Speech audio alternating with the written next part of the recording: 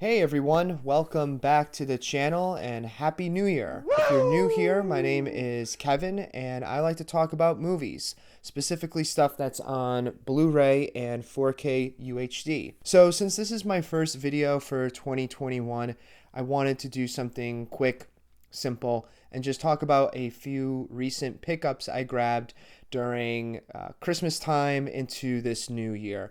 I'm sorry if I didn't post any videos in the last couple weeks. I work in wine and liquor sales, and in case you didn't know, people were still drinking during the pandemic, and it got super busy. I was extra tired, and all I really wanted to do was catch up on some discs. I also picked up a 4K UHD player, one of the Sony ones that's popular. I got it as a Christmas gift, so I have some 4K UHD discs to talk about first. So let's get started with one from Blue Underground, and this is William Lutzig's Vigilante from 1982. Vigilante is a film that he made after Maniac, and it kind of takes place in a similar world like Maniac. New York City is just in ruins. There's just a lot of poverty, a lot of crime, drugs, gangs, you know the drill. And Robert Forster, unfortunately, his family gets attacked and he ends up serving time for it for whatever reason. The judge lets off this gang that attacked his family. And when he gets out, he decides to go with his friends, that like his coworkers. One is played by Fred Williamson, to seek justice and revenge. And it's a film of William Lutzig's that I have never seen before. Probably because I was just waiting for a really good release. Because there was a former Blue Underground Blu-ray. I don't know, for whatever reason, I just never picked it up. And then there was a DVD. But I am so happy I waited because this transfer is absolutely incredible. It's just so awesome to see Blue Underground put out these discs. They are a little pricey. Like, I think the Daughters of Darkness disc is almost $50. I don't think that's really worth it. But Vigilante is great. And if there's one edition that I wish they had the soundtrack to, it would be Vigilante. Unfortunately, I think the master tapes are gone. I'd prefer it on vinyl, but the score is fantastic. Cinematography, you could tell this is also sort of in a similar vein to The French Connection or any of those like sort of gritty crime films that were coming out of New York during this time. Robert Forster is fantastic. He's also featured on this disc before his passing, sadly, of last year. And Fred Williamson is fantastic in it, as always. So that is Vigilante. I highly recommend this transfer. Blue Underground does fantastic work. Just some of the best in the game, and I'm definitely looking forward to their 2021 slate. All right, next we have a title from Arrow Video. And like I mentioned in my last video talking about box sets, if anyone thought that Arrow Video was slacking last year, they're clearly mistaken, because this release of Tremors on 4K UHD is absolutely stunning. I actually kept the back here. Let me just show you here. I mean, you're not going to get it sort of in focus, but as usual, lots of special features for Tremors. Now, I was born in 1994, and some of my earliest memories of watching movies, one of them was Tremors. I remember being very young, and by that point, Tremors had received the acclaim that it deserved during a theatrical run. And my parents probably saw it, so they're like, oh yeah, Kevin could totally watch this when he was like 5. And it's one of my earliest memories watching it. And for a film that earned its acclaim on home video and probably on syndication on like TNT or something, or AMC, this transfer and this edition is the quintessential release for Tremors. In fact, you're getting 2 discs, but the Blu-ray is just special features. There's no extra copy of the film. So if you are planning on upgrading to 4K UHD from Arrow, just know that you are only getting the 4K UHD disc of the film. It's not included on a Blu-ray. But also, the 4K has just tons of special features in 4K UHD, which is fantastic. And in tradition to normal, these special edition releases from Arrow, you have a case, you have a booklet, you have a poster, you have postcards, a bunch of extra goodies. I know this one is selling fast. I don't recommend getting it like on a place like Arrow. Not Arrow, on Amazon. It's still early in the morning, guys. Excuse me. But I recommend getting this like on Diabolic DVD when they come available, because Amazon almost screwed me on sending this one to me. So that is Tremors. Okay, and a quick one right here is Pitch Black, starring Vin Diesel. I have yet to check this one out, like in terms of special features, but Pitch Black, it's great. You guys know it's great. And I just bought this one because I was so impressed with the Tremors release. This is only $20 on Amazon, so pick this one up. It comes with a booklet, no slipcover or anything, but just a single disc, and that is Pitch Black. Good stuff, good stuff. Moving on, we have just some Blu-ray discs real quick, a couple that I have seen, and then just some random stuff like from Criterion and Kino. So this one just came in the mail, I think a couple days ago, from Ronin Flicks. And I didn't know that Ronin Flicks was putting out their own releases. I know that they are great. Some of the best customer service, some of the best shipping out there for Scorpion titles. I know they sell a couple Arrow releases as well, some Code Red. But now they're putting out their own discs. And just like their previous service, this service was fantastic. And I had received in the mail I Spit on Your Grave, the special collection here, 3-disc set from Ronin Flicks. This also came with 2 posters. One was double-sided of this artwork here, and this, I guess there's a sequel from 2019, I Spit on Your Grave, Deja Vu, and then there's a single poster, really good quality and nice, overall size, by the way, of I Spit on Your Grave. The 3rd disc included is also Growing Up with I Spit on Your Grave, which is the director's son reflecting on his time, knowing his experience, because he was a child and he was actually in I Spit on Your Grave, and just talking about the relationship between his father and Camille Keaton, who's obviously Jennifer Hills in the film, and they ended up getting married after the production, and the marriage only lasted a few years, but kind of him talking about this definitive sort of legacy on I Spit on Your Grave. I Spit on Your Grave is one of those films, I think over time the controversy has sort of decreased, and it's now been kind of regarded as a more pro-feminist exploitation film.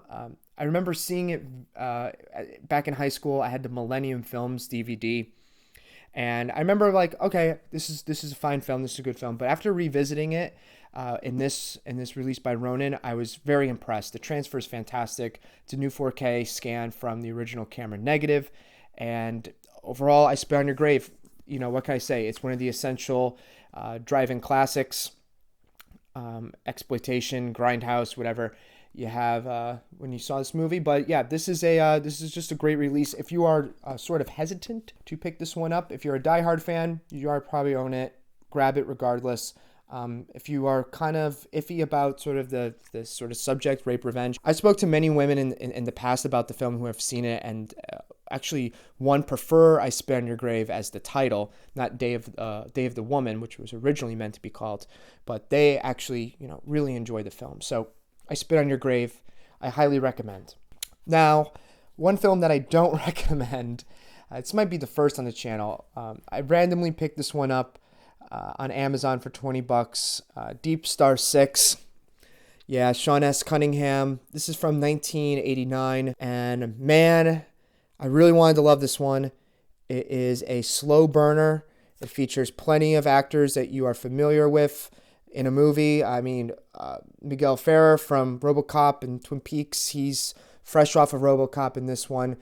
He plays many emotions in this movie. He's very all over the place, but I love the man. He's fantastic. But you could just tell that Paramount didn't want to give Sean S. Cunningham the budget that James Cameron received from Fox for The Abyss. I mean, the fact that K&B did effects, post Evil Dead 2, and we barely see the monster. We don't see the monster until like 60 minutes into the picture. And this is a 99-minute film. And at first I thought this film was going to fly by really quick, but that wasn't the case. Miniatures are fine. They're cute. But the main characters, I just had little to no interest in whatsoever.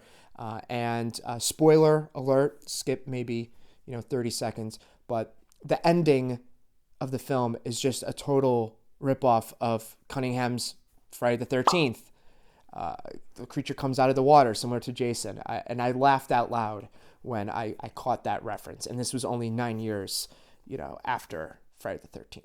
Regardless, if there's like a Kino sale and it's like $10, $12 at your own leisure, pick it up. Nice slipcover. Gotta say, Kino slipcovers are nice for what they are. And surprisingly, because it's a Studio Canal release, there are a ton of special features on here. So if you have fond memories of Deep Star 6, sure, check it out.